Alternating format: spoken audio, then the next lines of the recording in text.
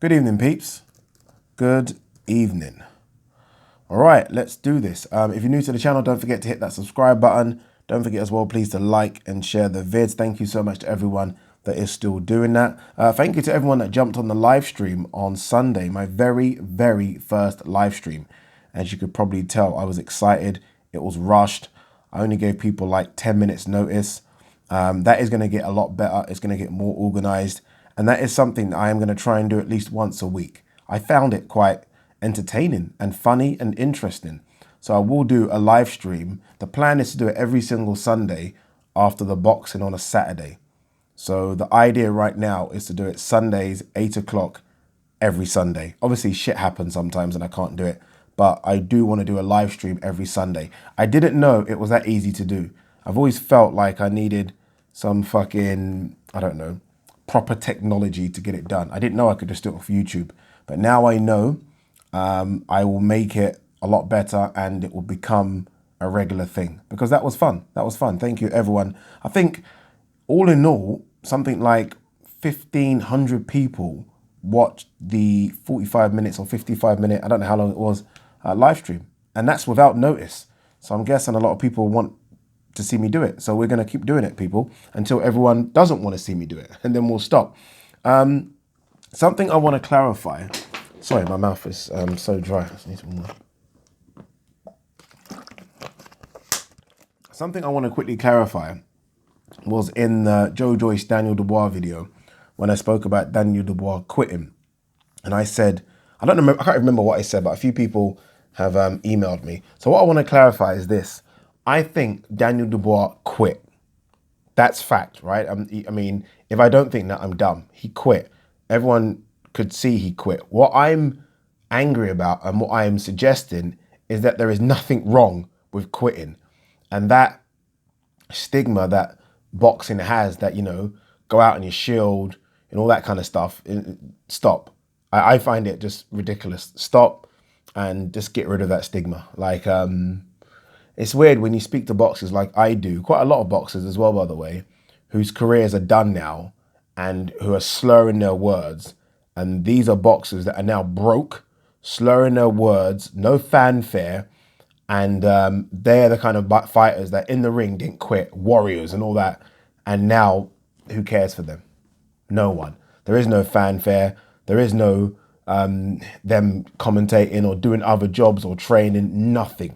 And these are the boxers that, oh, you know, it was hard and went out on his shield. Now they're doing nothing with their life. So I'm not for the go out on your shield crap. I'm not for that at all.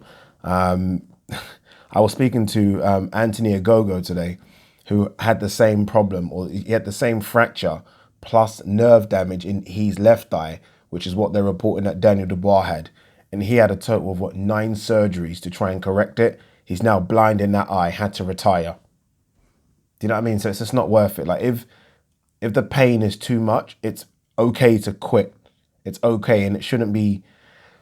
You shouldn't be stigmatized for it. It's okay. I think boxing needs to get rid of that a bit. I was watching Ultratech's video on it, and he was like, and this is very true, in the UFC, if someone puts you in a position, especially when you're grappling on the ground, if someone puts you in a position where they're about to break something, you can tap.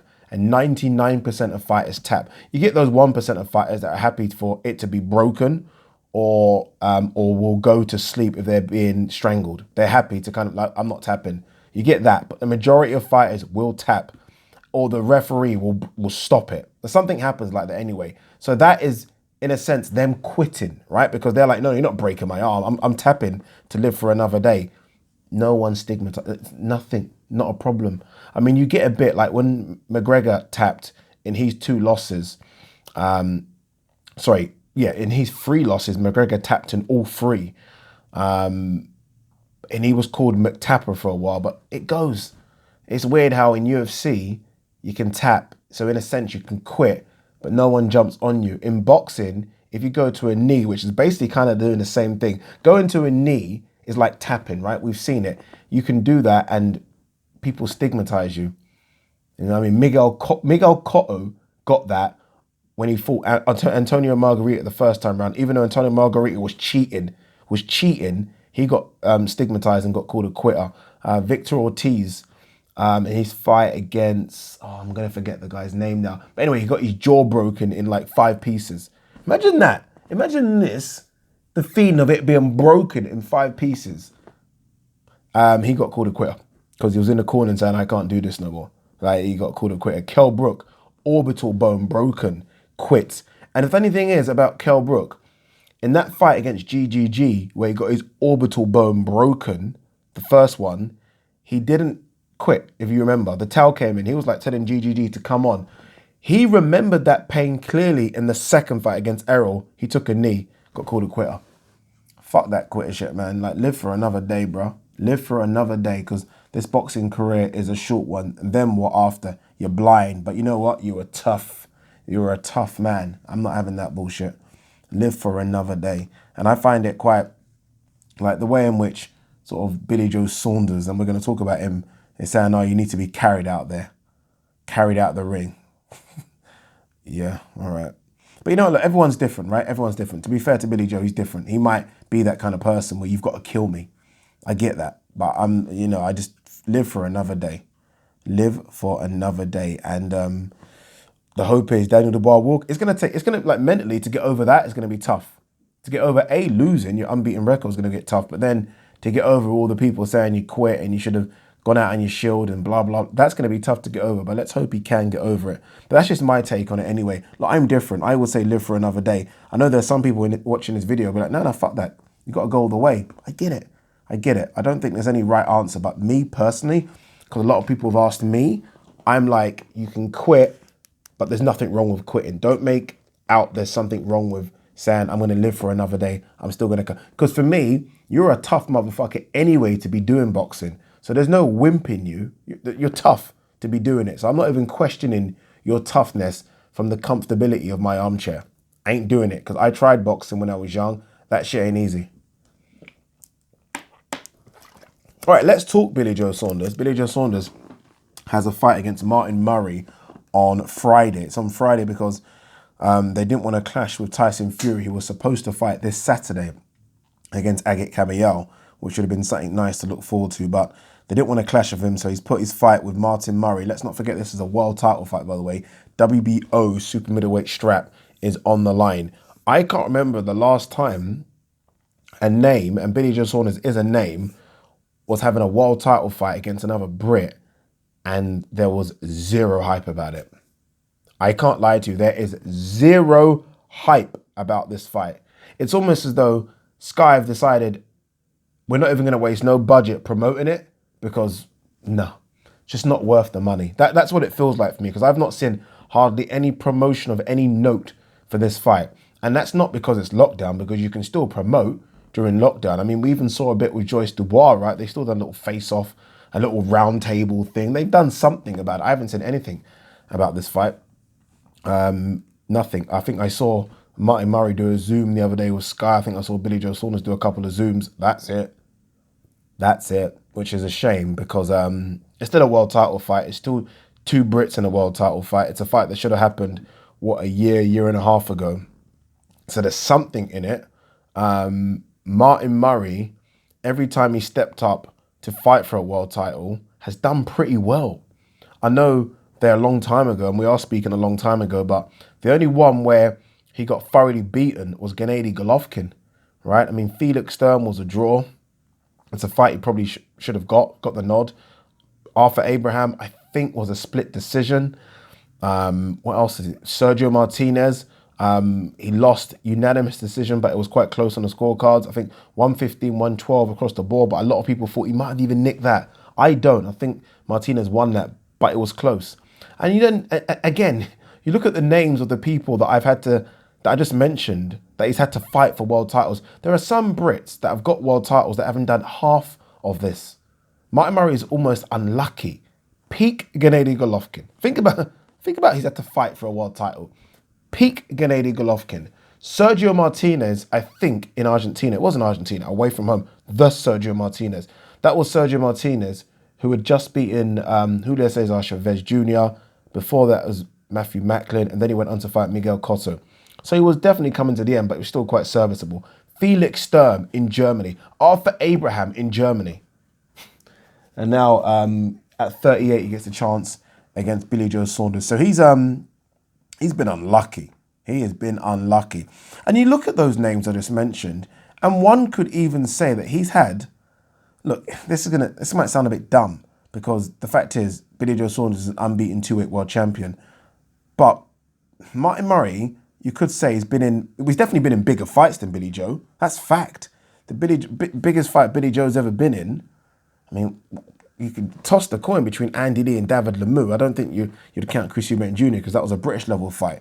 I mean, this guy, like I said, Martin Murray, Felix Sturm, Gennady Golovkin, Arthur Abraham, George Groves, let's not forget that one, Sergio Martinez, been in bigger fights.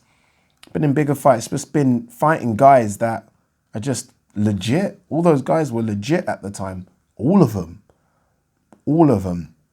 I think this fight comes down to how motivated Billy Joe is. Billy Joe is going to win this fight. Whether or not Billy Joe puts a show on and shows how good he can be is up to Billy Joe. It's up to Billy Joe, right? I mean, he might be pissed off that the fight he wants, and I don't understand Billy Joe's career, and we're going to talk about his whole last 4 or 5 years in a minute, but he might look and think Callum Smith's fighting Canelo. That is what would motivate me to fight either of those guys. I'm not motivated to fight Martin Murray behind closed doors. I'm not motivated because we're hearing now there's a crowd in Canelo, Callum Smith, and that's probably what he's thinking I want. I don't want Martin Murray. My last 3 years have been dog shit. Give me something to motivate me. Now, I don't know if that's a management issue, MTK. I don't know if that's a Frank issue, an Eddie issue, or if it's a Billy Joe issue. But the fact is, Billy Joe's last 3 years have been dog shit. Am I lying?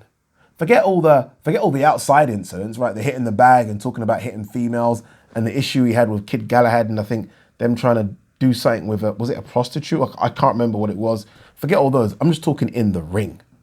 I think personally that your peak as an athlete is between, and look, everyone peaks different, but I bet if they kind of get 1 million athletes and try and test their peaks in terms of their career, that their best athletic ability is probably between 25 and 31.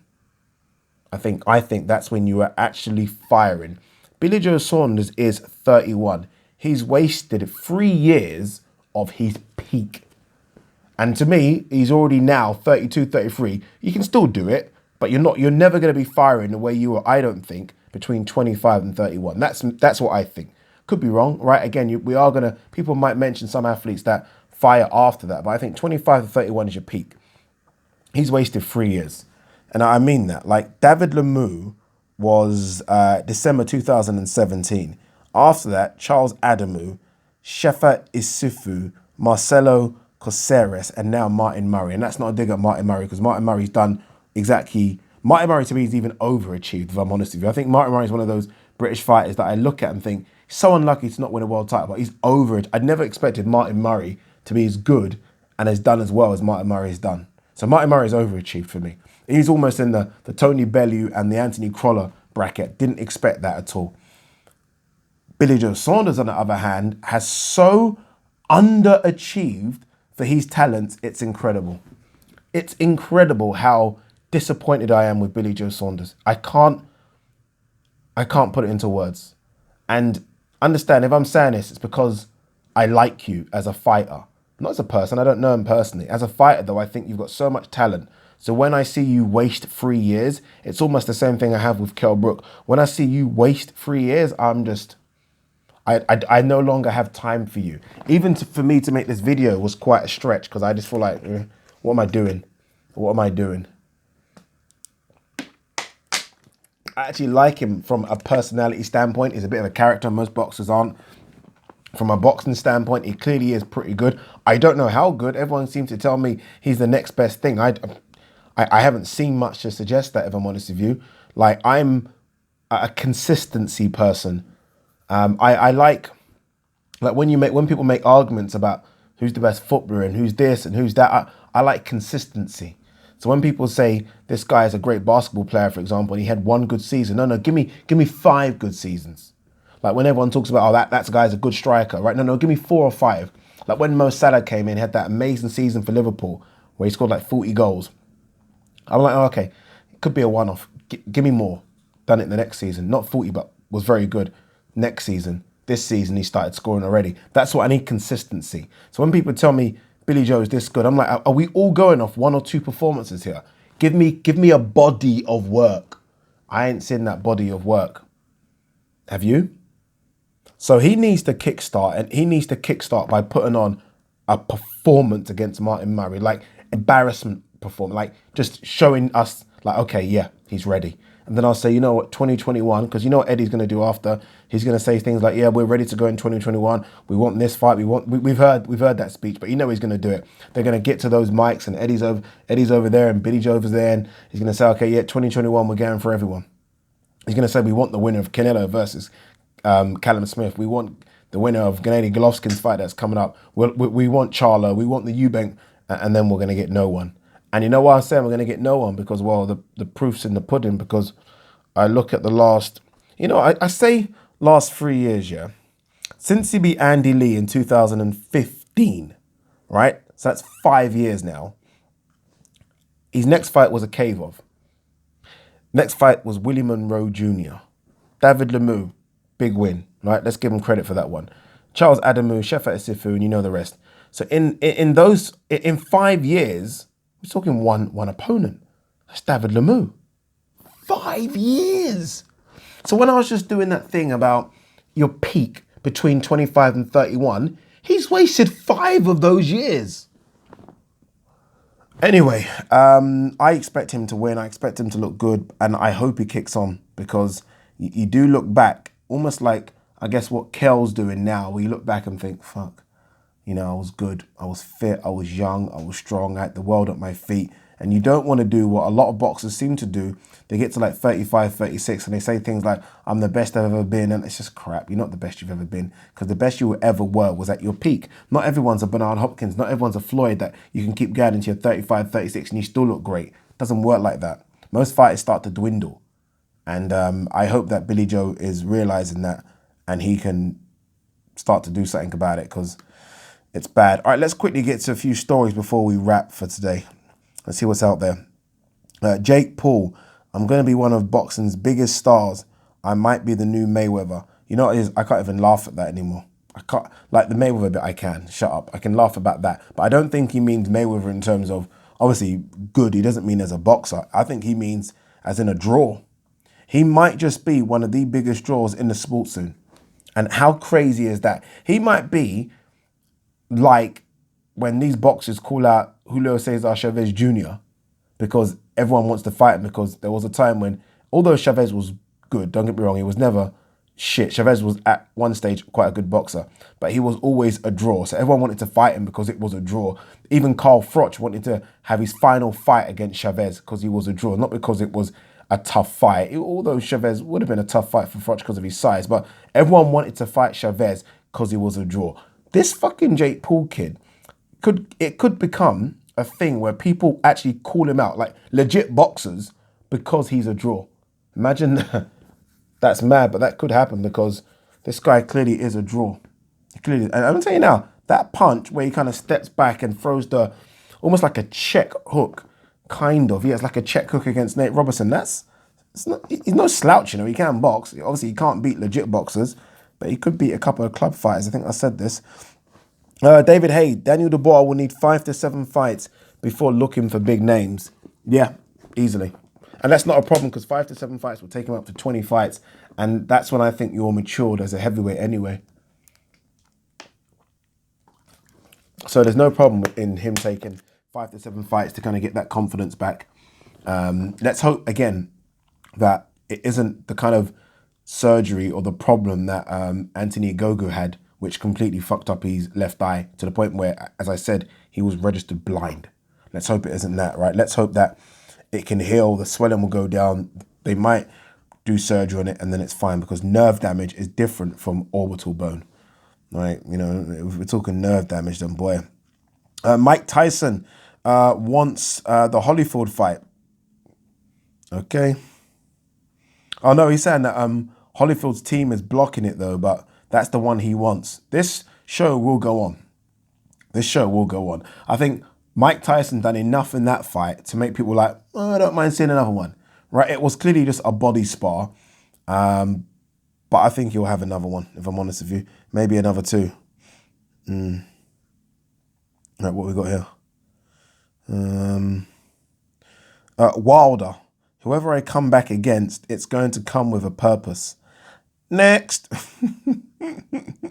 Next. Is this fight happened? Eggington, Ashley Theophane. That has gone under the radar. When is this fight?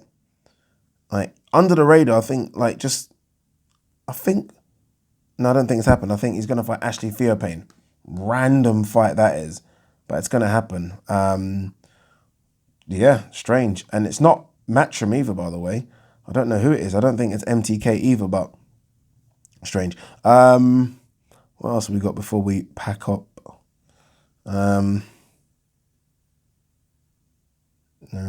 2 secs.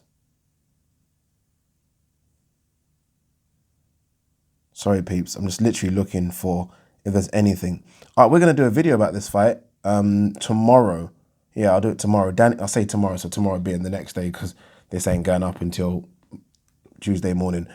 Danny Garcia versus Errol Spence is this week. Like, we've got to do a video about that because that's a big one. It's the kind of one where I actually want to do it with someone rather than just speak to the camera. So I might do an Ade and Friends for that one because I want to hear everyone's opinion. Just, I get lazy. That's the problem. I say I'm going to do these things and I just get lazy and do this. Gabriel, sorry, yeah, that's his name actually. I want to do it. Gabriel Rosado. It says Gabe Rosado, so it confused me. Thought he won the fight against Jacobs. I got robbed. How many times has he said that? And to be fair, look, it was a close fight, but I feel like I've heard that with Gabriel Rosado. Like, every single loss, apart from the Golovkin and Charlo defeat, it was that line. I won, I got robbed. Yeah. All right. Dillian White tears apart Daniel Dubois, believes he quit against Joyce. This is the problem, right? And again, this is kind of what I was alluding to at the start. I don't necessarily mind us doing it, us as in armchair fans, people on social media, they're always going to take the piss. When fighters get onto fighters for quitting, it's like, what's wrong with you? Like, I thought there was almost like a fighter union where they kind of all kind of respected each other. I hate that. I really do hate that. I don't know, maybe Daniel Dubois took the piss out of Dillian White when he got knocked out by Povetkin. I don't know, so maybe there's something there. But again, this quitting thing just, I don't know, man. I don't know. Again, maybe it's just me. Maybe I'm a bit soft. You know what I mean? I was brought up by ladies, so maybe I just haven't got that tough male gene in me. Who knows, right? Peace.